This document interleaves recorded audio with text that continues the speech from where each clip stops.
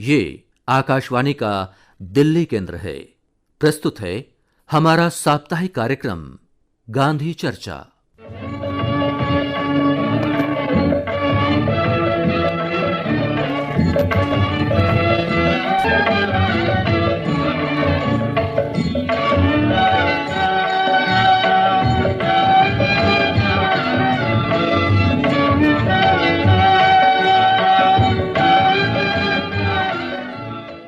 गांधी चर्चा कार्यक्रम सुनने वाले सभी श्रोताओं को नमस्कार। आज के कार्यक्रम में हम प्रस्तुत कर रहे हैं वार्ता जिसका विषय है गांधी जी का अंतर्राष्ट्रीय दृष्टिकोण। वार्ताकार हैं योगेश शर्मा, जो कि गांधीवादी विचारक और कानूनविद हैं। आइए सुनते हैं यह वार्ता। महात्मा गांधी का अंतर्राष्ट्रीय दृष्टिकोण एक गहन नैतिक और मानवतावादी दृष्टिकोण था, जो सीमाओं से परे जाकर मानवता की सेवा और वैश्विक शांति की स्थापना पर केंद्रित था। गांधी जी ने अहिंसा को केवल भारत की स्वतंत्रता का साधन नहीं माना, बल्कि इसे वैश्विक संघर्षों के समाधान के रूप में प्रस्तुत किया। उनका सत्याग्रह एक सिद्धांत ने Martin Luther king junior, Nelson Mandela और लेक वाल्सा जैसे नेताओं को प्रेरित किया। उन्होंने कहा था, हम में सबसे पहले सहिष्णुता होनी चाहिए ताकि हम अपने मतभेदों को सौहार्दपूर्ण सुलझा सकें। यह विचार आज के अंतर्राष्ट्रीय विवादों में मध्यस्थता की आवश्यकता को कम करने की दिशा में प्रेरित करता है। गांधी जी का मानना था कि धार्मिक, जातीय और राजनीतिक सहिष्णुता ही स्थायी शांति की नींव है। गांधी जी ने राजनीतिक शक्ति की बजाय नैतिक शक्ति को प्राथमिकता दी। उनका विश्वास था कि नैतिक नेतृत्व ही अंतर्राष्ट्रीय स्तर पर स्थायी समाधान ला सकता है। उन्होंने युद्ध और हिंसा को मानवता के लिए विनाशकारी बताया और शांति को सक्रिय प्रयास के रूप में देखा। गांधी जी की सादा जीवन शैली और स्थायी विकास की अवधारणा आज के जलवायु संकट के संदर्भ में अत्यंत प्रासंगिक हैं। उन्होंने ग्राम स्वराज के माध्यम से आत्मनिर्भर और पर्यावरण सम्मत समाज की कल्पना की। गांधी जी ने जाति, धर्म और आर्थिक असमानताओं के खिलाफ आवाज उठाई। उनका दृष्टिकोण वैश्विक न्याय की अवधारणा से मेल खाता है। उन्होंने ट्रस्टिप मॉडल के माध्यम से पूंजीवाद को नैतिकता से जोड़ने की कोशिश की। महात्मा गांधी शांति और मानवता के वैश्विक प्रकाश स्तंभ रहे। गांधी जी का पहला बड़ा अंतर्राष्ट्रीय जुड़ाव दक्षिण अफ्रीका में शुरू हुआ, जहां उन्होंने भारतीयों के खिलाफ नस्लीय भेदभाव के खिलाफ लड़ाई में 21 साल बिताए। यही उन्होंने सत्याग्रह, अहिंसक प्रतिरोध के अपने दर्शन को विकसित और परखा। गांधी जी के विचार भारत से बाहर भी पहुंचे। उनके प्रभाव ने कोलंबिया में महात्मा गांधी वैश्विक अहिंसा केंद्र जैसी संस्थाओं को आकार दिया और हरिजन सेवक संघ को प्रेरित किया, जिसने सामाजिक कल्याण और सांप्रदायिक सद्भाव को बढ़ावा दिया। गांधी जी की शांति के दो स्तंभ, अहिंसा और सत्याग्रह, वैश्विक शांति आंदोलनों की नींव बने। उनका मानना था कि शांति का अर्थ युद्ध का अभाव नहीं, बल्कि न्याय और करुणा का अस्तित्व है। गांधी जी ने अहिंसा और पारस्परिक सम्मान पर आधारित एक विश्व संघ की कल्पना की थी। द्वितीय विश्व युद्ध के दौरान उन्होंने वैश्विक संघर्ष के शांतिपूर्ण विकल्पों का प्रस्ताव रखा और सामूहिक सुरक्षा एवं नैतिक नेतृत्व की आवश्यकता पर बल दिया।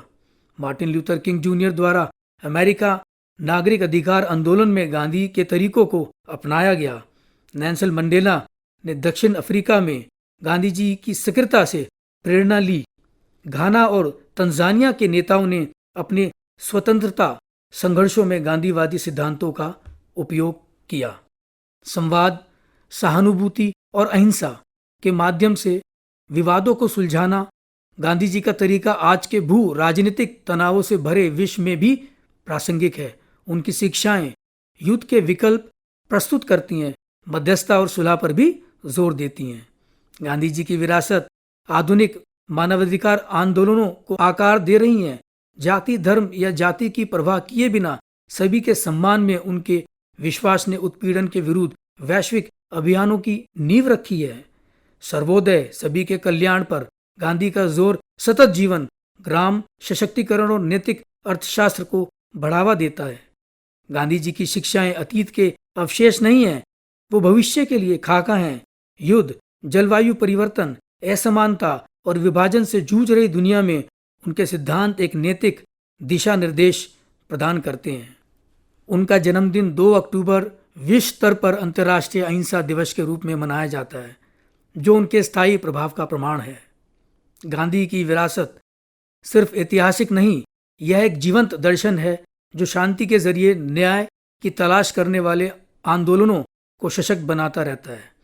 महात्मा गांधी जी ने स्वयं सीधे तौर पर अंतर्राष्ट्रीय संस्थाओं की स्थापना नहीं की, लेकिन उनके दर्शन और विरासत ने शांति, अहिंसा और सामाजिक न्याय के लिए समर्पित अनेक वैश्विक केंद्रों और कार्यक्रमों के निर्माण को प्रेरित किया। गांधी जी ने अहिंसा और सत्याग्रह के सिद्धांत दुनिया भर में शांति स्थापना और संघर्ष समाधान के अनेक प्रयासों के लिए नैतिक आधार बन गए। गांधी जी की स्थायी विरासत विदेशों में भौतिक संस्थाओं के निर्माण में नहीं, बल्कि नैतिक नेतृत्व, शांतिपूर्ण प्रतिरोध और सामुदायिक सशक्तिकरण के वैश्विक आंदोलन को प्रेरित करने में निहित है।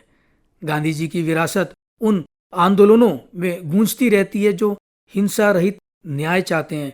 उनके विचार संघर्षों को सुलझाना, समुदाय निर्माण और समाजों को बदलने के लिए शाश्वत साधन प्रदान करते हैं। महात्मा गांधी जी के प्रमुख अंतर्राष्ट्रीय स्तर पर प्रसिद्ध रचनाएं और पुस्तकें, विशेषकर वे जो वैश्विक मुद्दों को संबोधित करती हैं और अंतर्राष्ट्रीय विचारों को प्रभावित करती हैं, जैसे हिंद स्वराज, सत्य के साथ मेरे प्रयोग की कहानी, आत्मकथा, दक्षिण अफ्रीका में सत्याग्रह और अनेक प्रमुख भाषण। लियो टॉल्स्टॉय, आइंस्टाइन और चर्चिल जैसे वैश्विक हस्तियों के साथ गांधी जी का पत्राचार अंतर्राष्ट्रीय विचारों के साथ उनके जुड़ाव को भी दर्शाता है। गांधी जी के बारे में अंतर्राष्ट्रीय स्तर पर प्रसिद्ध पुस्तकें लिखी गईं। गांधी जी 24 वर्षीय वकील के रूप में भारतीय व्यापारी दादा अब्दुल्ला के वाणिज्य विवाद में सहायता करने के लिए डरबन पहुंचे थे। उनकी राजनीतिक जागृति तब शुरू हुई जब प्रथम श्रेणी का टिकट होने के बावजूद उन्हें पीटर मैरिट्सबर्ग में ट्रेन से बाहर फेंक दिया गया। यह नस्लीय भेदभाव का मामला था जिसने उन्हें बहुत प्रभावित किया। गांधी जी ने 1894 में नेशनल इंडियन कांग्रेस का गठन किया। भारतीय समुदाय को एकजुट करने और नस्लीय भेदभाव से लड़ने के लिए स्थापित शांतिपूर्ण विरोध प्रदर्शन और राजनीतिक वकालत के लिए एक मंच बना दिया। गांधी जी ने बोयर युद्ध, जो कि ब्रिटिश साम्राज्य और बोयर लोगों के बीच हुआ था, बोयर लोग अपनी स्वतंत्रता की रक्षा कर रहे थे। उन्होंने लिखा कि उनकी व्यक्तिगत सहानुभूति बोयर लोगों के साथ थी, क्योंकि वह भी साम्राज्यवादी दमन के शिकार थे। गांधी जी ने ब्रिटिश सरकार की ओर से एक भारतीय एम्बुलेंस कोर संगठित किया जो घायल सैनिकों की सेवा करता था। वे स्वयं भी इसमें शामिल हुए। उनका मानना था कि अगर भारतीय ब्रिटिश साम्राज्य की सेवा करेगा तो उन्हें नागरिक अधिकार और सम्मान मिलेगा। यह एक प्रकार का राजनीतिक यथार्थवाद था। जुलू विद्रोह, जिसमें जुलू जनजाति ने ब्रिटिश शासन के खिलाफ विद्रोह किया, ब्रिटिश सेना ने इसे कुचलने के लिए अभियान चलाया। गांधी जी ने फिर भी एक भारतीय चिकित्सा दल संगठित किया जो घायल ब्रिटिश सैनिकों की सेवा करता था। गांधी जी ने इस नैतिक कर्तव्य माना कि सेवा करना भले ही युद्ध में हो, मानवता का हिस्सा है। उन्होंने हथियार नहीं उठाया, बल्कि सेवा के माध्यम से भागीदारी की। गांधी जी ने प्रथम विश्व युद्ध 1914 से 1918 के दौरान ब्रिटिश सरकार का समर्थन किया, लेकिन यह समर्थन सशस्त्र युद्ध के लिए नहीं, बल्कि भारतीयों को नर्स, सहायक और गैर लड़ाकू भूमिकाओं में भेजने के लिए था। उनका मानना था कि अगर भारत ब्रिटिश साम्राज्य की मदद करेगा तो उसे स्वराज की दिशा में गंभीरता से लिया जाएगा। उन्होंने स्वयं रिक्रूटमेंट अभियान चलाए, खासकर गुजरात में, ताकि भारतीय ब्रिटिश सेना में भर्ती हों। गांधी जी का यह रुख कई लोगों को विरोधाभासी लगा। एक ओर वह अहिंसा के पुजारी थे, दूसरी ओर उन्होंने युद्ध में भागीदारी का समर्थन किया। लेकिन इसे समझने के लिए उनके राजनीतिक यथार्थवाद और नैतिक आदर्शवाद के बीच संतुलन को देखना होगा। वे भारत को स्वतंत्र देखना चाहते थे, लेकिन संवेदनशीलता और रणनीति के साथ। लेकिन बाद में जब ब्रिटिश सरकार ने भारत को स्वराज देने में टाल मटोल की, तो गांधी जी ने अहिंसात्मक असहयोग आंदोलन का रास्ता अपनाया। गांधी जी का अंतर्राष्ट्रीय दृष्टिकोण आज भी एक नैतिक कंपास की तरह है, जो हमें याद दिलाता है कि शांति, शक्ति, संवाद और सहिष्णुता के माध्यम से ही एक न्यायपूर्ण और शांतिपूर्ण विश्व संभव है। महात्मा गांधी जी ने एक बार कहा था, आप कभी नहीं जान सकते कि आपके कार्यों का क्या परिणाम होगा, लेकिन अगर आप कुछ नहीं करेंगे तो कोई परिणाम नहीं होगा। गांधी जी का अंतर्राष्ट्रीय दृष्टिकोण। अभी आप इस विषय पर वार्ता सुन रहे थे। वार्ताकार थे योगेश शर्मा, कानूनविद और गांधीवादी विचारक। गांधी चर्चा का आज का अंक यहीं संपन्न होता है। प्रस्तुतकर्ता जसबीर कौर सेखों आपसे अब आज्ञा चाहेंगे। नमस्कार।